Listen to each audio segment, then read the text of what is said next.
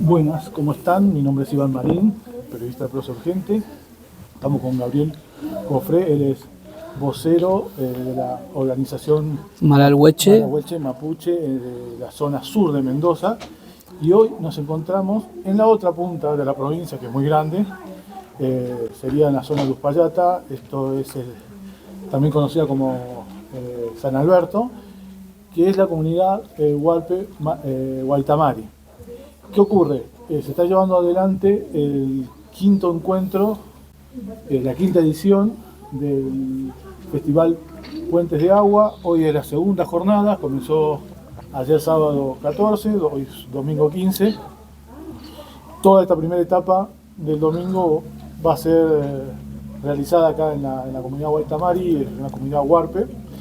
Para quienes quieran conocer más sobre esta comunidad, les recomiendo que vayan a este canal de YouTube de Prosa Urgente, que en el marco del caravanazo que hubo hace 3 semanas atrás en Mendoza contra la megaminería y en defensa del agua, yo entrevisté a la ONTA, a Claudia.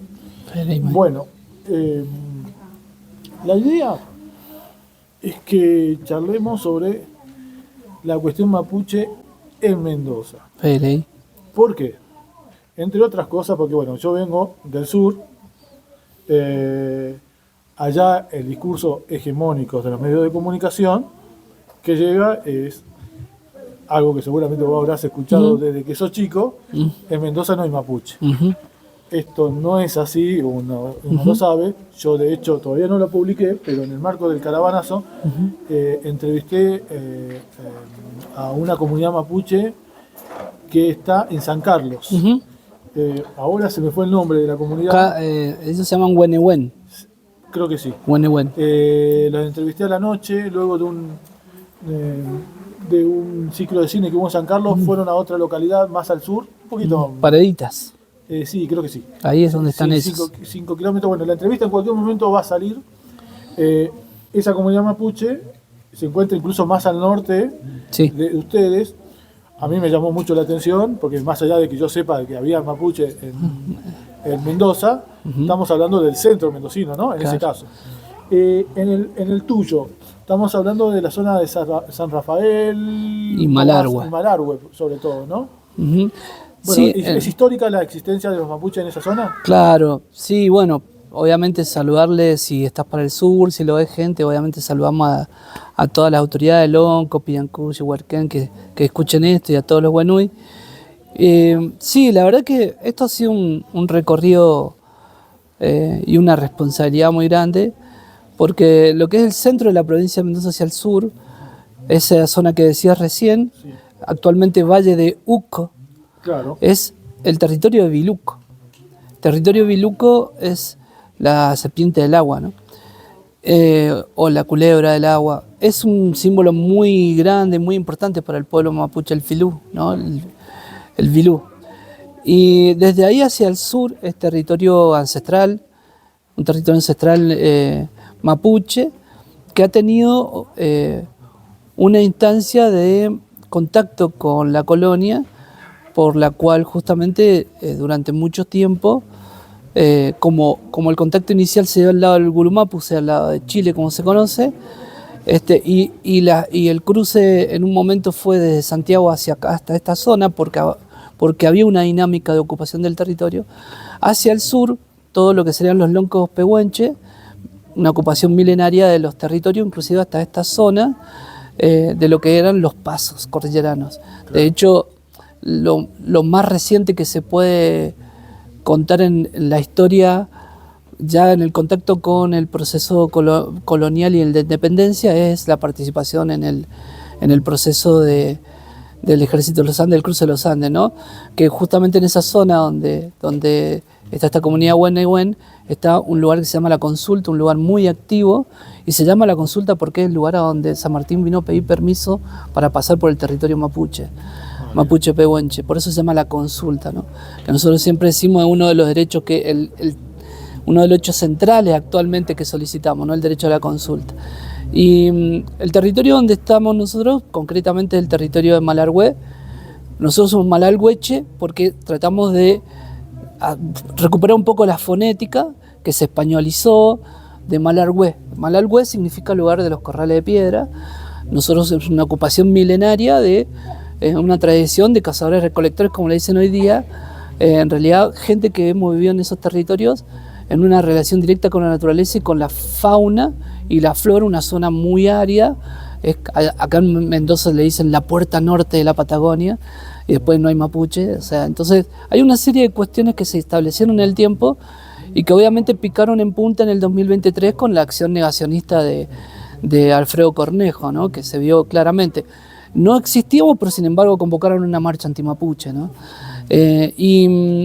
Esos elementos que han sido contradictorios de negaciones, porque nosotros en el último tiempo, esto como para novedad, tanto con la Confederación Mapuche Neuquén como con la coordinadora del Parlamento Mapuche Río Negro, hemos decidido tomar ejes centrales más allá de los conflictos territoriales, como por ejemplo el genocidio, ¿no? El genocidio de lo que conocemos como conquista del desierto, que tuvo distintas formas, pero básicamente fueron dos líneas grandes, una que fue un traslado desde la zona de Chubut, Río Negro, pasando por el centro de Balcheta, ¿no? El centro de detención más importante, hacia General Conesa y hacia la provincia de Buenos Aires, y otro que es el que nosotros venimos contando y que logramos recuperar también como historia mapuche, que es también todo un proceso interno del pueblo mapuche, que es el traslado y el impacto que se dio con las campañas militares en el traslado forzoso de miles de personas desde el norte de Neuquén, sur de Mendoza, hacia la zona central de Mendoza, acá, repartidos como mano de obra esclava. En medio del proceso supuestamente ya no había esclavitud, un montón de cosas, y sin embargo nosotros decimos, el Roca que nombran en esa otra línea, acá se llamó Rufino Ortega. ¿En qué años estamos hablando? 1876 al 1882, la conquista del desierto. La cuarta división, claro, la cuarta división, la élite de Mendoza, que ya era una provincia previa del Río de la Plata, hizo una acción concreta de ocupación del territorio y disputó. El resto de los territorios mapuche quedaron bajo la administración de Buenos Aires, todos como territorios federales.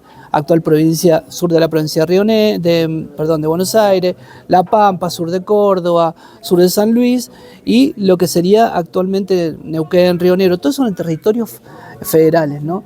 Y en cambio esta partecita de Mendoza, que es una línea imaginaria que corta hacia La Pampa en el mapa, esta otra parte que es el territorio ancestral, el Futelmapu, decimos nosotros Malargüe, una Illarrehue, una formación, una organización previa, por eso nosotros recuperamos en el nombre de nuestra organización actual la identidad territorial Malargüeche, que somos la gente del lugar de los corrales de piedra, y reivindicamos también la transhumancia, que es nuestra forma milenaria de vida en esos territorios, ¿no?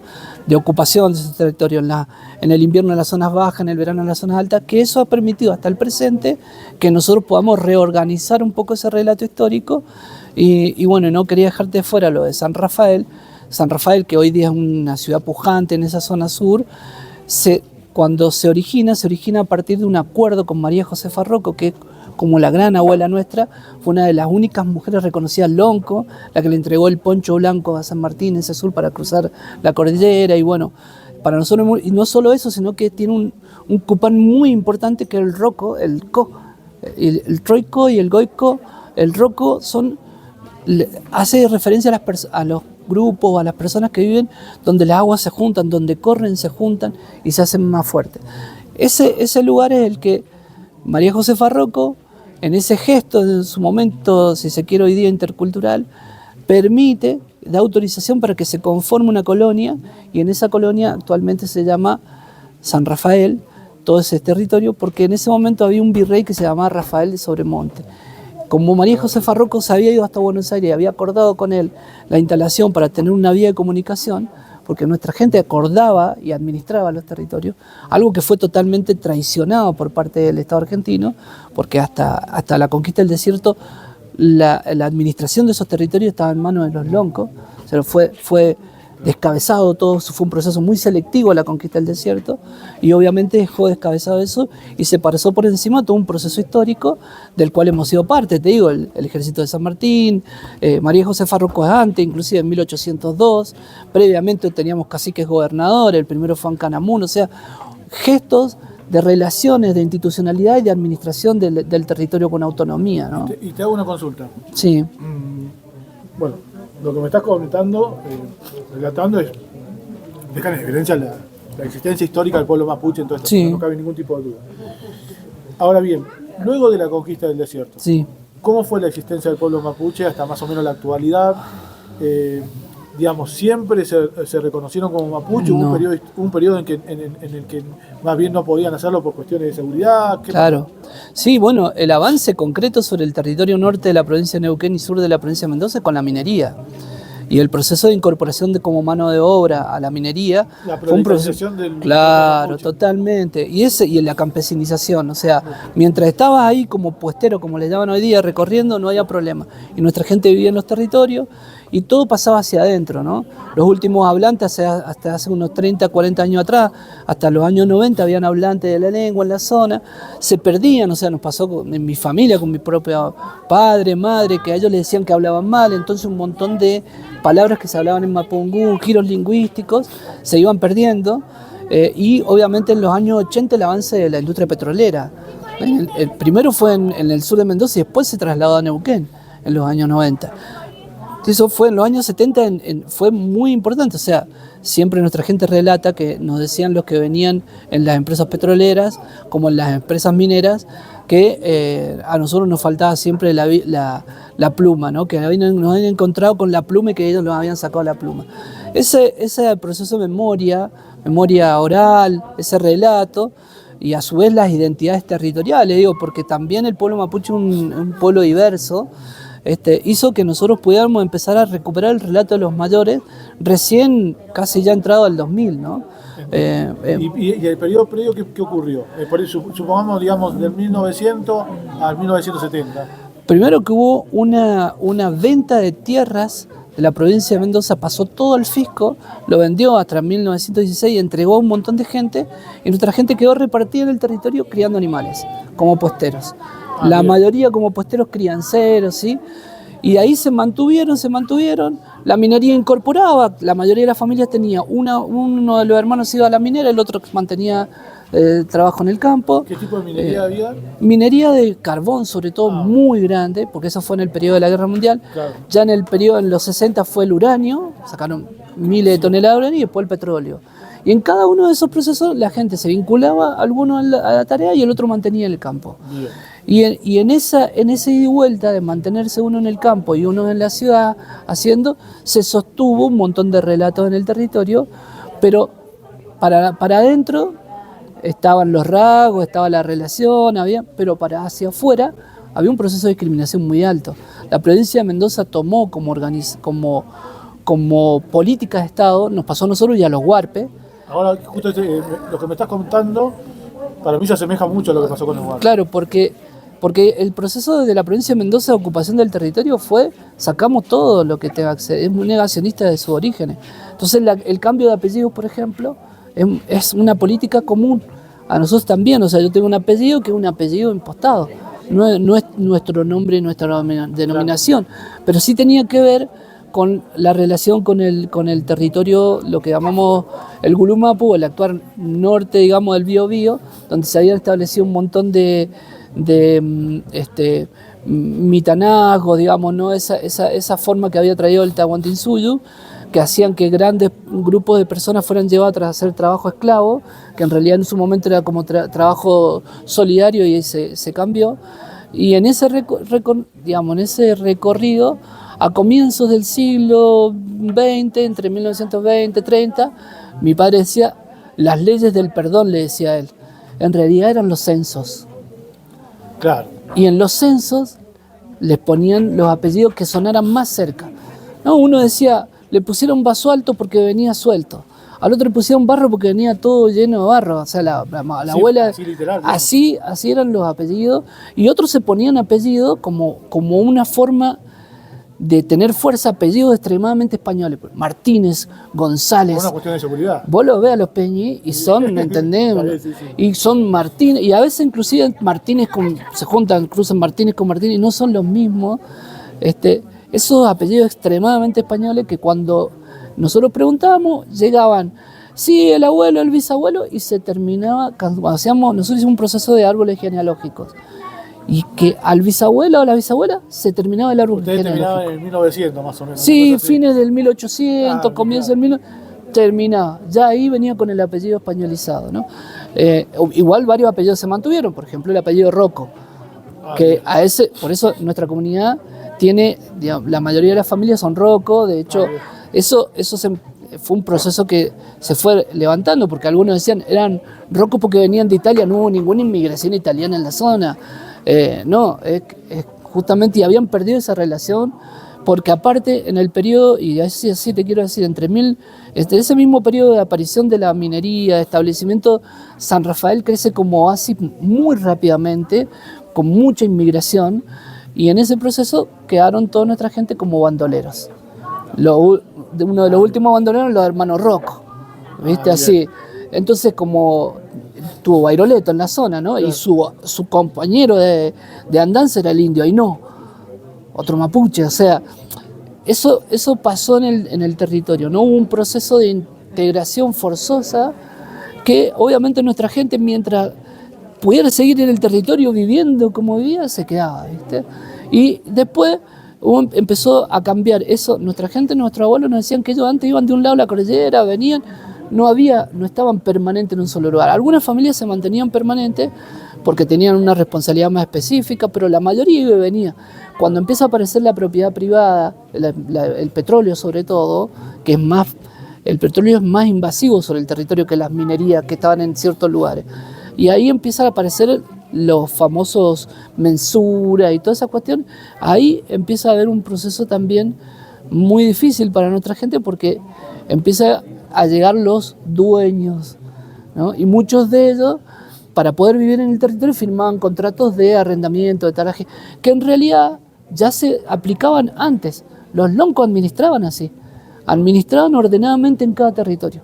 Y entonces se suplantan los loncos, se instala eso y después viene ahora hay un dueño, hay que firmarle, le firmaban y los tipos venían, la minería tuvo mucho ahí porque las propiedades mineras tienen una mensura de un color que es amarillo y las mensuras que se hacen para título de tierra son medias rosadas.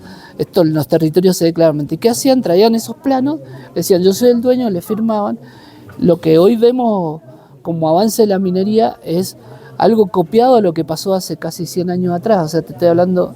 Y ese proceso fue quedando, hasta que en los años 70, 80 empieza a haber un resurgimiento a partir de los relatos, la forma, siempre se mantuvieron los indios tanto, el indio aquel, el indio el otro, y era la palabra indio más que nada, y en un momento determinado este proceso que se da de unificación del pueblo mapuche, que no es una cuestión que se nos ocurra a nosotros, sino que es una emergencia que empieza a aparecer en todo el territorio. Claro, ¿no? En los años 90, con los contrafestejos y todo eso empieza a levantar. Entonces muchas familias habían sido visitados por dirigentes en los años 80, 70, 80, 90, distintos dirigentes indígenas recorrieron el país, regaban a los territorios. Yo me crucé con algunos de ellos cuando ya empecé a andar más en el grado de dirigente, de que habían llegado a los territorios, en algunos censos, en algunas instancias como por ejemplo cuando se reformó la Constitución, venían a buscar datos porque siempre había referencia a los yanquinaos, los nahuelos,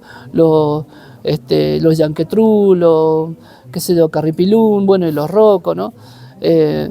Los goicos, distintos apellidos que se veían en la zona venían, pero bueno, empezó esa acción de esta industria extractiva hace mucho de homogenización, de borrar eso, ¿no? Tiene un impacto muy alto, ¿no?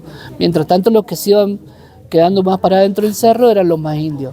Eso, yo he sido docente, yo soy profesor de historia en realidad, y empecé trabajando en las escuelas rurales, buscando ese testimonio, y era como que el más indio era el que estaba más dentro del cerro. Ah, ya sé, y voy a verlo ese, no, más indio es aquel que vive bajo una tapera y nada más. Competencia. Claro, Sí. pero era esa idea de, como lo habían escuchado en otros lugares quizás, la gente mayor quería que sus hijos fueran blanquitos, que tuvieran los ojos de color verde o azul, porque un estigma muy fuerte. Yo he charlado con varios mayores y me decían mucha muerte, ¿por qué hace esto? ¿Por qué busca? No querían hablar, ¿no? Obvio, sí, totalmente entendible lo que ocurrió. Te quiero hacer una consulta un poquito, ahora vamos a venir sobre el tema minero y sobre el tema uranio, me interesa también mucho preguntarte. Los mapuches llegaron hasta el Valle de Uco o siguieron para el norte. Y esa es una pregunta, y complementada con esa, ¿tuvieron algún tipo de relación con los huarpes, por ejemplo? Sí, sí. El territorio de Biluco con el territorio que es un territorio de encuentro, ¿sí? El Luco se lo identifica como el espacio, el momento en el que se prepara la arcilla para después moldearla, ese barro inicial, esa preparación, eso, ¿no? Y en ese territorio se empiezan a compartir un montón de elementos, porque el encuentro en ese territorio es milenario, es mucho anterior. Claro, sí. ¿Sí? Es mucho anterior de culturas, porque todos esos núcleos de familia que estaban agrupados tenían su identidad territorial. Es un proceso de organización en el territorio el que lleva a los pehuenches, a los mapuches, a los ranculches y a los huarpes, ¿no? Pero inclusive la conexión con los cami, los comechingón también está, y ni hablar hacia el norte con el territorio yaguita. Nuestros vaqueanos, digamos los mayores ancestros, hablan de que hasta casi la cordillera de San Juan se establecían acuerdos de intercambio y de uso común de los pasos de cordillera, ¿no? Entonces, es parte de una historia que no la podemos contar tan claramente, porque después las fronteras provinciales te anularon esa historia y te entraron a contar la historia de la ciudad, no de los territorios. Entonces hoy conocemos la historia de la ciudad de Mendoza, la de San Juan. Claro. Entonces te cuesta a veces salirte de eso, pero el pueblo mapuche hemos tenido una vinculación histórica de intercambio con otros pueblos más en la zona del norte y de ahí hacia el sur. O sea, todo lo que es la zona del Willimapu, del sur, es una zona que no fue avanzada, porque durante 300 años una frontera se mantuvo firme, claro, sí. De acuerdo. Los últimos acuerdos de paz en el territorio nuestro son de 1875, 3 años antes de la conquista del desierto. O sea, hubo un proceso estas dimensiones más de la pampa. El día de hoy que hay una costumbre, a ver cómo puedo hacértelo. Vos vas por el medio del territorio, solo acá, supongamos salí a aquel cerro que hay allá, y te encontrás con otro peña que anda del otro lado, de vos lo saludás, claro. Y el otro te saluda, capaz que ni siquiera intercambio, pero porque el otro va para otro lado. Ese gesto que estoy diciéndote, que pareciera tan simple, es un gesto de reconocimiento del otro, porque quizás esa persona es la última persona que te ve si te pasa algo. Bueno, esa forma de relación en el territorio tan amplia, de tanto reconocimiento, siempre ha hecho que nosotros hemos sido personas de mucho diálogo. Que después haya venido la administración del Estado y haya sembrado toda esa violencia, no es parte de la forma de vida. Nosotros siempre contamos, si vos en el medio del territorio te enojás y te enojás con el otro, mañana es ese mismo el que te va a encontrar para que te ayude. No puede, no existe en el medio de esos territorios amplios. Bueno, eso pasó en estos lugares, y sobre todo en los que actualmente son los oasis, que lo eran y lo han sido, que había mucha producción de alimentos y habían grandes recorridos por las cordilleras. Hoy las rutas en la provincia de Mendoza van por el llano, que es la zona donde no se circulaba por la cordillera. Acá estamos en Uspallata, vos pasás hacia la zona de Potrerillo y ahí tenés la carrera, y ahí por la carrera le das así, llegás al Diamante y después... O sea, los recorrieron por la cordillera. Por las zonas bajas solamente ibas por donde bajaban los ríos, pero no, y esos vínculos estaban. Por eso nuestra gente iba y venía, qué sé yo, mi padre me contaba que ellos iban del río Atuel, se criaban de chiquititos, los llevaban a Chile, le hacían su iniciación, sus primeras letras, lo volvían para acá, y de jóvenes iban hacia la zona de La Pampa, hacia la conjunción de los arroyos, y de ahí volvían y se establecían. Que es un proceso de formación de la persona en su territorio, ¿no? Entonces, eso fue durante mucho tiempo un espacio de vínculo con ranculches, con huarpes, con comechingones. Yo me he juntado con gente comechingón que hace su recuperación, hablábamos de los tejidos, de la forma, y eso es impresionante el testimonio que hay. No sé si vos sabés, pero en la recuperación de la lengua comechingón, que también están haciendo su recuperación, hay varias palabras que se nombran igual, como Peñi, por ejemplo. O sea, es increíble cómo ese vínculo, que obviamente fue violentamente cortado, muy dirigido y muy sistemático, hoy nos cuesta entender ese nivel de vinculación que sí lo hay, ¿no? Y lo sigue habiendo hasta el presente. Eso no significa que nosotros, justamente en entender esas diferencias, hace que podamos establecer estos vínculos. O Nosotros nos podemos vincular con los de Uspallata, pero con los del llano es más difícil vincularte. Es otra forma de hablar, es otro filmo de vínculo. Lo ha sido así milenariamente. Entonces ahora nosotros tenemos que buscar esa forma de diálogo, cómo encontrarnos. Un poco recuperar la ancestralidad va por ese lado, de entender, y la diversidad que hay en los territorios. Yo insisto, o sea, en su momento, hoy el proceso de unificación del pueblo mapuche es un proceso político, territorial, pero hay una diversidad de adentro. Y los huarpes también son diversos. O sea, no nos tienden a vincularse por elementos del territorio. O sea, nosotros, por ejemplo, acá en este territorio de Guantota, no le podemos hablar a los Nehuen como le hablamos en nuestro territorio. Acá le habla a la gente que nosotros tenemos que venir a hablar con ellos. Ellos le hablan a las fuerzas naturales acá. Nosotros una falta de respeto si le hablamos a las fuerzas naturales acá. Porque no podemos hablar con ellas, porque no es nuestra forma de comunicación, no es. Y desde el lado chileno, entre comillas, porque todavía no existían los estados, ¿no? ¿Los mapuches hasta dónde llegaron aproximadamente para arriba? Eso está hasta el río Mapocho, hasta Santiago.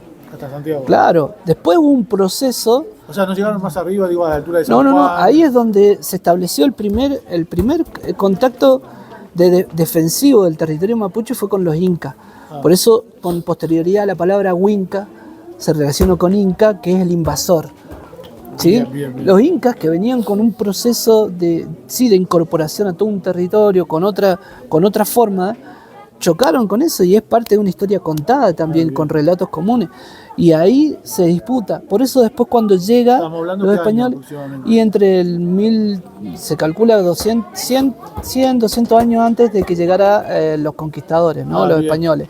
Porque acuérdate que el Tahuantinsuyo o el incanato es bastante reciente a la conquista, 300, 400 años atrás. Eso no significa que los vínculos milenarios de los pueblos no hayan estado dentro. Nosotros también siempre recuperamos el relato de los Amauti y de los Machi. Nosotros tenemos un relato antiguo que dice que se juntaron los Amauti y los Machi, tengo que decir Pumachi, Puamauta, y a compartir las semillas y los saberes, y en nombre de ese encuentro levantaron un cerro porque tenían fuerza para hacer eso, y le llamaron Concahuá. Concahuá en mapudungun significa levantar el manojo de maíz. ¿El término Concagua viene de Mapuzungún, entonces? No, se nombran los tres idiomas, en el quechua, en el huarpe y en el mapuche. Cada uno tiene su denominación en función de su relato. Pero fonológicamente más o menos, fonéticamente... Uno le arman el guardián, el otro le llama ¿cómo es que le dicen? Bueno, se tiene traducciones al castellano. Nosotros Concahuá es una acción para agarrar un manojo y levantarlo. Y un manojo en este caso de maíz, guá es maíz, ¿no? Bien, vamos a venir ahora a la actualidad. Dale. Sin que por esto... Dejemos de hablar. Claro, sin que esto quiera decir que todo lo que dijiste no sea actual, porque obviamente que se relaciona desde el punto de vista de la tradición de ustedes. ¿Cómo está la cuestión de la megaminería en Malargüe? Porque lo que tengo entendido, por haber leído, investigado, incluso escrito sobre el tema, es que hay, estratégicamente por parte del gobierno de Cornejo, hay dos posturas, dos territorios importantes. Uno es acá Uspallata con el proyecto San Jorge, y después está la zona de Malargüe, que tiene un montón de proyectos en estado de exploración, y que, creo que la puerta de entrada puede llegar a ser esta, pero va por Malargüe, vamos. Sí, claro. En realidad, nosotros sabemos hace muchos años de que ya se hizo explotación de esa minería, pero en otros métodos tradicionales, ¿no? De socavón, digamos, ¿no? Pero hay lugares a donde, obviamente, en los cerros se ven verdes o son azules, completos, ¿viste? Claro. Eso es cobre, ¿no? Eso es cobre. Claro, los óxidos. Y es lo que cualquier formación básica de geología te dice que es un óxido de cobre, que es una malaquita, una azurita, se llaman así, porque son... yo tengo esa formación porque la escuela de Malargüe, la secundaria pública, la única pública era minería, y yo me formé ahí también para terminar la escuela. Y sabés, hace mucho tiempo que tenían esa expectativa. No lo podían explotar porque ese tipo de explotación no existía. Y en Mendoza se pudo resistir durante mucho tiempo por la ley 7722, pues ya habían iniciado todo esto a comienzos del 2000, Sí, 2004, claro. 2005, habían intentado. De hecho, hay una mina, por ejemplo, Don Sixto de oro, que está en la zona este, al límite con La Pampa, en Malargüe, que quedó en estado como San Jorge, en estado ya de explotación. Ya hizo su etapa exploratoria. Y esa está frenada porque no pueden, al oro no lo pueden trabajar si no es con lixiviación, digamos, Claro. con ácido sulfúrico y todo eso que está prohibido, ¿no? Entonces, ahora vienen. ¿Cuál es el tema de la megaminería que actúa de una forma, nosotros decimos una timba también, ¿no? Es una cuestión, una especulación inmobiliaria financiera constante. Ellos dicen, yo tengo que tener 20 activos, una empresa tiene 20 activos para quizá explotar uno. Y mientras tanto joden con todos los otros, o sea, van y hacen cosas por acá. Porque una vez que dice, che, encontramos que hay una, viene otro y se la compra. Claro, sí. Y ese que se la compra dice, no, ahora yo... Y no importa que lo que compró, sino que importa que después queda en un papelito que la empresa dice, yo tengo 20 activos y va cotizando. Sí. Es mucha timba la minería, la mega minería. O sea, eso lo habrán visto también en San Juan. En San Juan, o sea, por todos lados y recién van a sacar la primer mina de cobre, porque la que está funcionando ahora de la Barriga es de oro, ¿no? Que de cualquier manera... Entre comillas, porque claro, todos sabemos que, bueno, yo vengo a entrevistar a trabajadores, los propios trabajadores te dicen, mirá, acá no se sabe qué se saca. Se saca oro seguro, pero puede ser cobre, puede ser tierras raras, plata, o cualquier otro tipo de mineral que claro, se utiliza molibdeno, sí. Son asociados, Sí. son diseminados, son digamos, capas de la tierra en la cual se han formado todos esos y están diseminados porque han sido fondo de mar o han sido así. Entonces, por ahí eso es lo que hay que entender, que ahora vienen con una técnica mucho más fuerte. Entonces, esta gente no ha escatimado en sus formas, armó un distrito simbólico porque no existe jurisdiccionalmente como Vaca Muerta, ¿viste? Está bajo la tierra, pero nosotros creemos que es algo que está arriba y que no es una jurisdicción, digamos, una capa de la tierra. Bueno, en este caso armaron el Malargüe Distrito Minero Occidental. Hicieron el 1, sacaron el 2 y ahora van por el 3. En total ya son, no sé, más de 100 proyectos mineros. Con ¿no? ello se están evitando hacer las declaraciones de impacto ambiental. De a una, la O hacen sea, todas sería una juntas. para todo el... Después te dicen que va una por una, porque después la etapa de explotación tienen que hacer. Ahora, la etapa exploratoria puede ser súper invasiva también. Sí, aparte de la etapa exploratoria es cuando... Perdón, Sí. estoy con resfrío y no traje pañuelo. Decía, tenemos... lo que quieren hacer es una especie... Me da la impresión...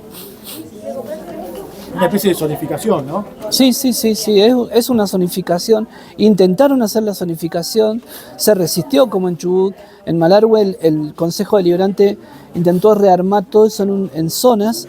Eso no lo lograron hacer, fue resistido pero en un momento lograron tener ya bajo el nuevo gobierno, ya bajo la nueva elección, sobre todo con el gobierno nacional actual, dieron el puntapié total, o sea, de un día para el otro sacaron eso, reformaron el Código de Procedimiento Minero, establecieron los estándares y para ciertas cosas dicen que hay comunidades indígenas y que ellos respetan la consulta, pero en el territorio sabemos que no se expresa de esa forma. Eso te quería consultar. ¿A ustedes, valga la redundancia, les consultan o están No nos consultan y por eso ahora lo que les comentaba, ¿no? El 28 de febrero finalmente el gobierno ha tenido que convocar a todas las comunidades indígenas de la provincia, a donde vamos a ir a decir que tiene que haber una ley provincial de la consulta que establezca un registro. No hay un registro de comunidades indígenas en Mendoza, no hay un registro, un área específica de pueblos indígenas.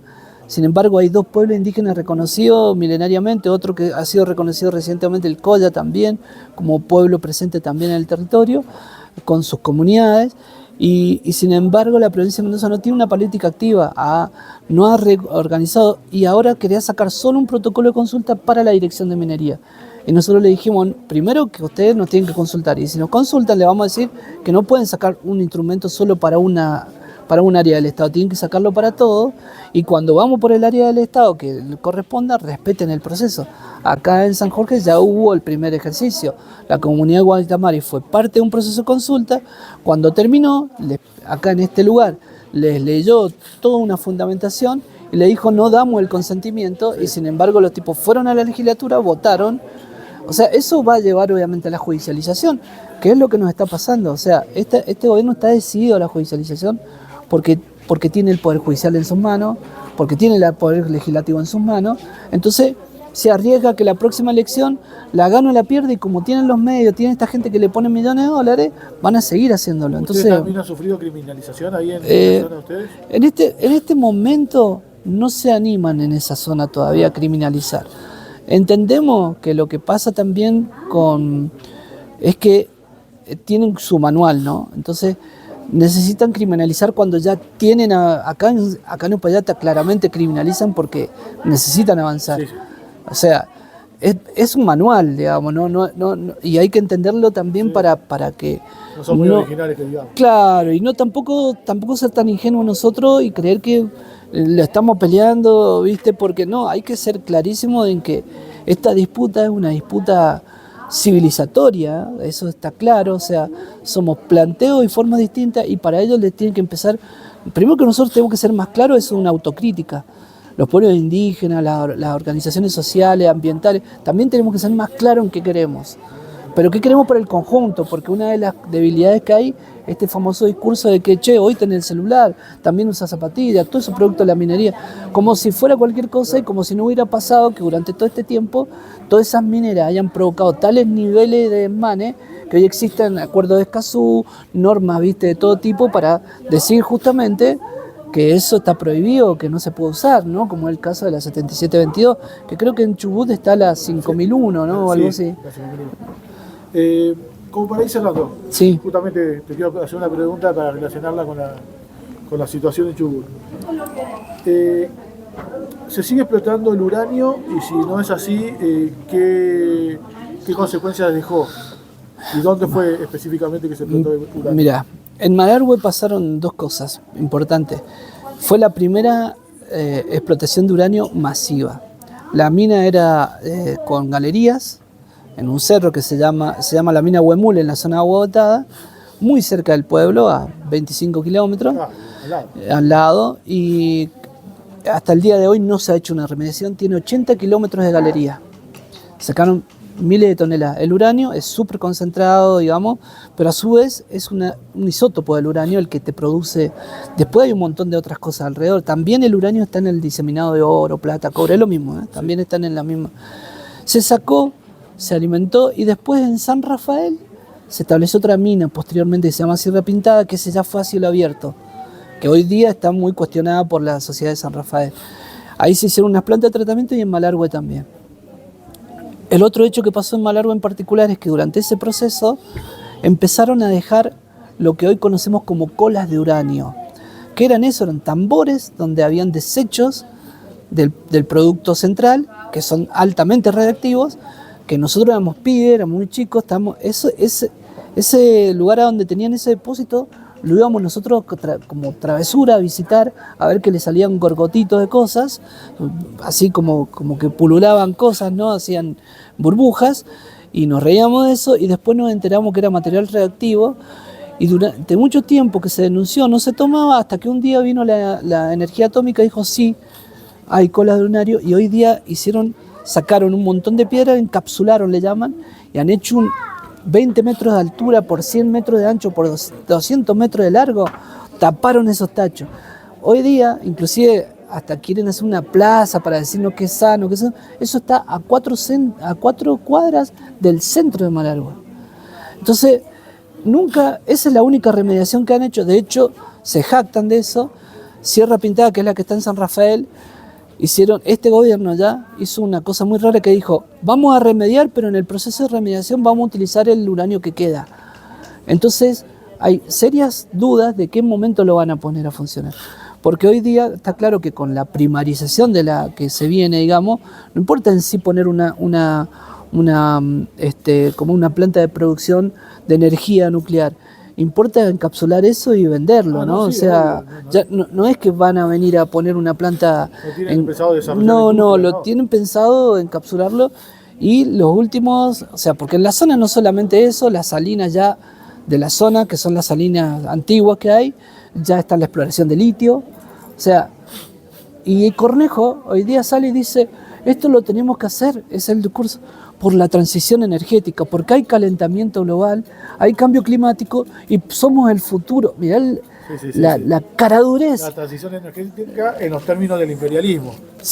Claro, pero le dice a la gente, nosotros vamos a hacer lo bueno de la película, vamos a dar cobre, minerales raros, vamos a dar litio, vamos a poner uranio, todo eso para dejar de usar petróleo. ¿Y sabes qué es lo que se saca hoy día más de Malargüe? El 90% del gas y el 75% del petróleo que produce la provincia de Mendoza sale de Malargüe. Bien. O sea, nosotros le decíamos, primero hicieron caer el planeta con el petróleo. Sí. Y ahora vienen y nos dicen, en nombre de preservar el petróleo, de la descarbonización, usemos otros minerales. Mientras tanto, última pregunta, básicamente sí. Seguiría, pero tengo la nariz hecha un desastre. Dale. ¿Hay estudios que refieran a las consecuencias de la extracción del uranio? Sí. ¿Ha generado algún tipo de enfermedad? Bueno, no se ha hecho ningún análisis de eso, nosotros tenemos muchas dudas. A la gente que denunció en su momento las colas de uranio los taparon con plata, digamos, los contuvieron, pero es hasta el día de hoy que todavía no hay análisis de ese tipo. Nosotros hemos estado investigando un poco porque entendemos que la reacción de la radioactividad no se da, es una transmisión generacional, es genética.